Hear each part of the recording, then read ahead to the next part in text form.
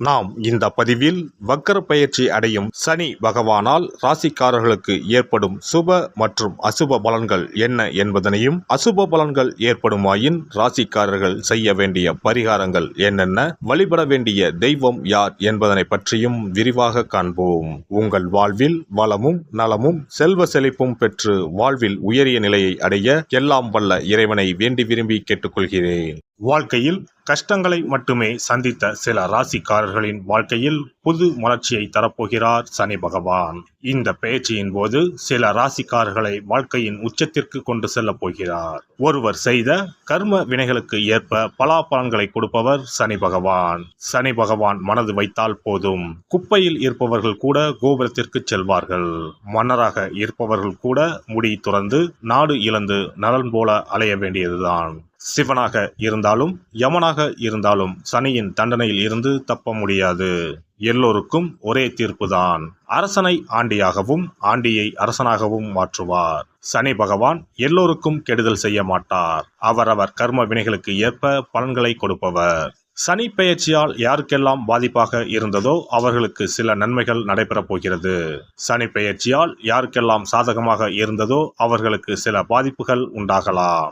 வருகிற ஜூன் மாதம் 30ஆம் தேதி சனி பகவான் கும்பராசியில் வக்கர பயிற்சி அடையப் போகிறார். அதாவது எதிர் திசையில் நகரப் போகிறார். இந்த நிகழ்வானது ஜூன் மாதம் 30ஆம் தேதி இரவு 12:35 சனியின் சொந்த ராசியான கும்பராசியில் நடக்கப் போகிறது. நவம்பர் மாதம் 15ஆம் தேதி வரை சனி கும்பத்தில் வக்ர நிலையில்தான் பயணிப்பார். இப்படிப்பட்ட சூழ்நிலையில் சில ராசிக்காரர்களுக்கு சனி பகவானின் சிறப்பு அருள் கிடைக்கும்.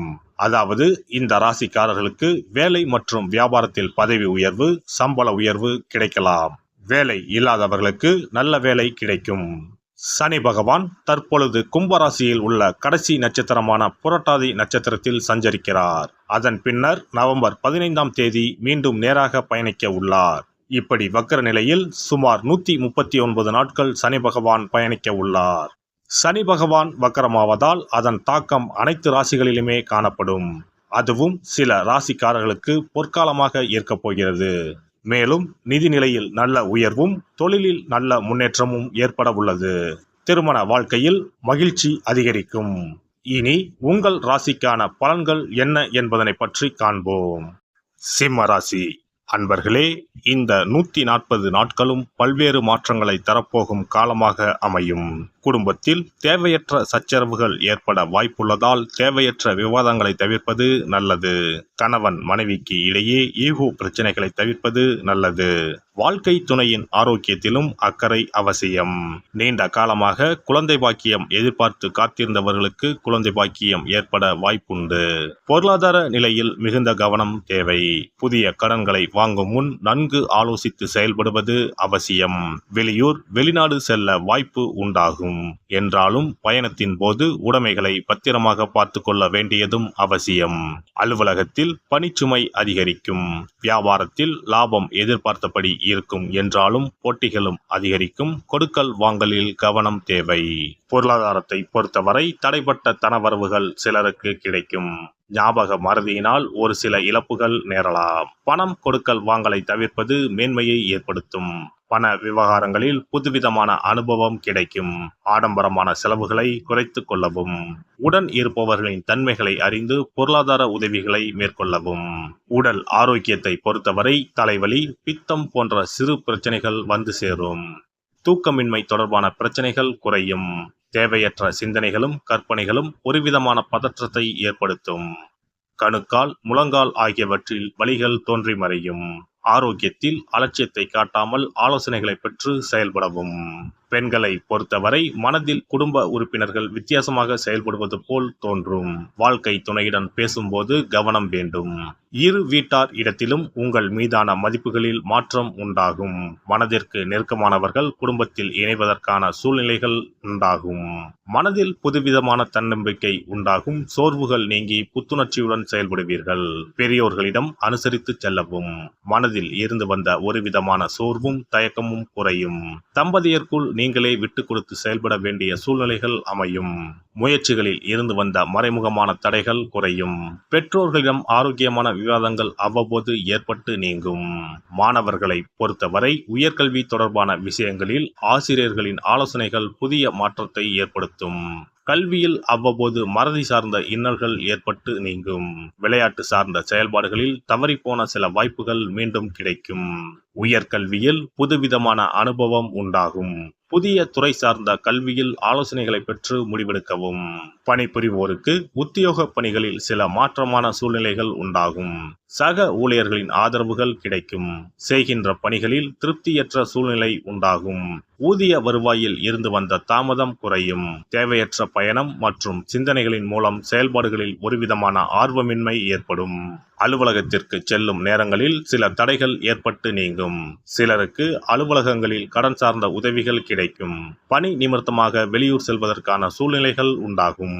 வியாபாரிகளுக்கு வியாபார பணிகளில் அபிவிருத்தி உண்டாகும். தனித்திறமைகளை வளர்த்துக் கொள்வதற்கான வாய்ப்புகள் கிடைக்கும். உழைப்புக்கேற்ப முன்னேற்றமான சூழ்நிலைகள் உண்டாகும். அரசு சார்ந்த உதவிகளில் சில மாற்றங்கள் ஏற்படும். உற்பத்தி சார்ந்த துறைகளில் புதிய ஆலோசனைகளை பெற்று முதலீடுகளை மேற்கொள்ளவும். மனை தொடர்பான தொழிலில் இருப்பவர்கள் நிதானத்துடன் செயல்படவும். சீருடை தொடர்பான அரசு பணிகளில் ஓய்வின்றி பணியாற்ற வேண்டிய சூழ்நிலைகள் அமையும்.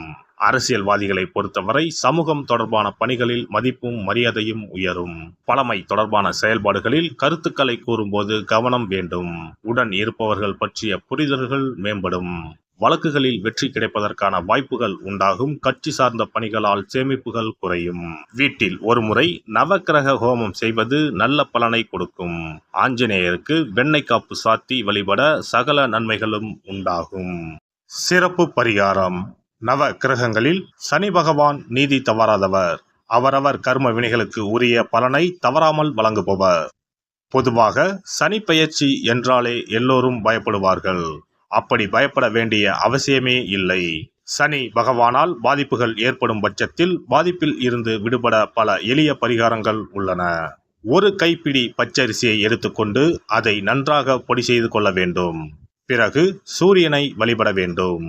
சூரியனை வழிபட்ட பிறகு குளக்கரையிலோ மரத்தின் அடியிலோ உள்ள விநாயகரை 3 முறை வலம் வந்து வழிபட்டு விட்டு பொடி செய்த பச்சரிசி மாவை தரையில் போட வேண்டும். அப்படி போடும் மாவை எறும்புகள் எடுத்துச் செல்லும். குறிப்பாக வன்னி மரத்தின் அடியில் இருக்கும் விநாயகரை வலம் வருவது மிகவும் விசேஷம். இந்த பரிகாரத்தை எப்போதுமே தொடர்ந்து செய்வது மிகவும் நல்லது. ஒருவருக்கு சனி தசை வந்துவிட்டால் அவருக்கு சந்தேக புத்தி வந்துவிடுகிறது. யார் சொல்வதையும் ஏற்றுக்கொள்ள மாட்டார்கள். குறிப்பாக அஷ்டமத்து சனி மிகவும் கஷ்டப்படுத்திவிடும். 7.5 சனியின் பாதிப்பை விடவும் அஷ்டமத்து சனி மிக அதிக பாதிப்பை ஏற்படுத்தும். அஷ்டம சனி நடப்பவர்கள் சனியினால் ஏற்படக்கூடிய பாதிப்புகளில் இருந்து விடுபட பின்கூறும் நியதிகளை கடைபிடித்தால் பாதிப்புகளின் தாக்கத்தில் இருந்து விடுபடலாம். சனி தசை நடக்கும்போது எந்த செயல் செய்தாலும் தாமதமாகும். அதற்காக கோபப்படக்கூடாது. பொறுமையாக இருக்க பழகிக்கொள்ள வேண்டும். தினமும் காகத்துக்கு எள் கலந்த சாதம் வைக்கவும். பிரதோஷ பூஜைகளில் பங்கேற்பது நல்லது. சனிக்கிழமை தோறும் சனி பகவானுக்கு இரும்பு அகல் விளக்கில் நல்லெண்ணெயில் தீபம் ஏற்றி வழிபடவும்.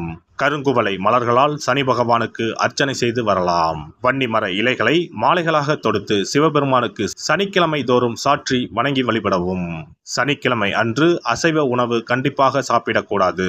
சனிக்கிழமை தோறும் நல்லெண்ணெய் குளியல் செய்தால் கெடுதல் குறையும். விநாயகர் வழிபாடு செய்யலாம்.